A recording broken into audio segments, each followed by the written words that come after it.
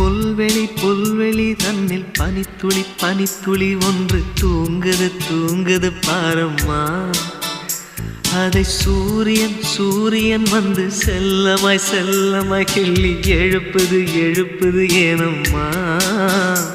இதயம் பறவை போலாகுமா, பறந்தால் வானமே போதுமா. நான் புல்லில் இறங்கவா இல்லை பூவில் உறங்கவா. புல்வெளி புல்வெளி தன்னில்